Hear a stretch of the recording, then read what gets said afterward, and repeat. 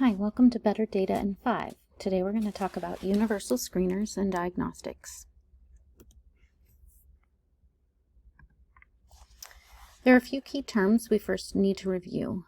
The term diagnostic assessment is found in Ohio's third grade reading guarantee and is recognized as an assessment tool used to identify students that are on track or not on track. The list released by the Ohio Department of Education, the Office of Assessment, that are approved for Tier 1 screeners also meet Ohio's third grade reading guarantee diagnostic requirements. Diagnostic assessments in Ohio's dyslexia guidebook and legislation are referred to as Tier 2 screeners. Universal screeners in Ohio's dyslexia guidebook and legislation are referred to as Tier 1 screeners. So what is a screener? A screener is a tool that we use that should be brief, standardized, reliable and valid, predictive, and administered 3 times a year. The assessments really shouldn't take any longer than 10 minutes and should be administered, for the most part, one-on-one with each student. Screeners should have a progress monitoring tool. That tool should also be brief, standardized, reliable and valid, and very sensitive to growth. Progress monitoring should be administered monthly, bi-weekly, or weekly based on the individual needs of a student. These intervals of progress monitoring should be determined by your multidisciplinary team or the team that is working with a particular student. All screeners should be focused on the foundational skills of early literacy that include phonemic awareness, phonics, vocabulary, fluency, and comprehension. Screeners are used to be a predictor of future reading outcomes and should be administered universally to all students, hence the term Tier 1. Think of a screener as the check engine light on your car. All cars come equipped with check engine lights. That light is designed to be sensitive, to determine the likelihood of future problems or concerns that your car may experience in the future.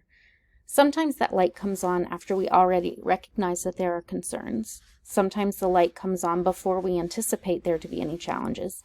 And sometimes the reading on your car is a faulty reading. The same could be true for a universal screener. A universal screener should be norm referenced should be criterion referenced with normative data. So when we think about norm reference data versus criterion reference, we're thinking about when we take our child to for a yearly checkup, and we want to know where my child falls based on students similar in his age.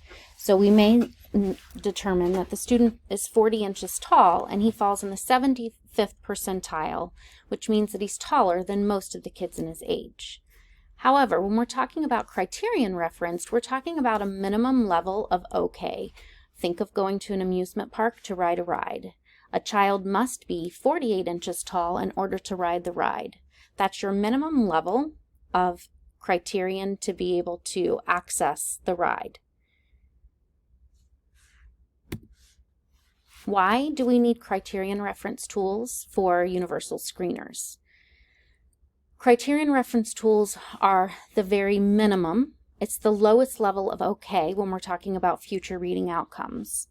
The amount of skill today that a student demonstrates puts the odds in a student's favor of being an okay reader in the future. An absolute standard that doesn't change across years or groups of students. ODE released an approved list of universal screeners. Acadience Reading, Dibbles 8, and iStation.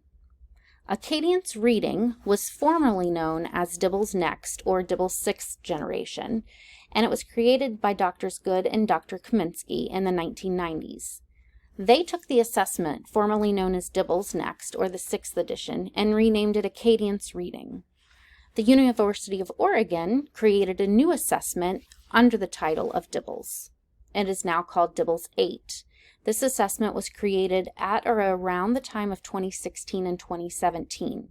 Again, they kept the name Dibbles, but had to create an entirely new assessment with new data and cut scores and had to collect all of their own normative data. Acadience Reading is using the normative data that has been collected over years.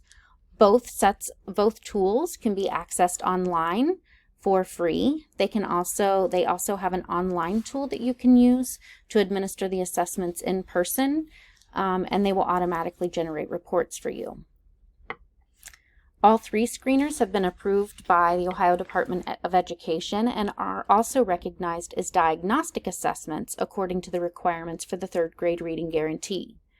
However, please keep in mind, for the purpose of actual diagnostic assessments or Tier 2 screeners as listed in dyslexia legislation, these are not actual diagnostic assessments. Tier 2 assessments, as used in the Dyslexia Guidebook, are true diagnostic assessments. Those assessments now we're going to go back to that check engine light on our car.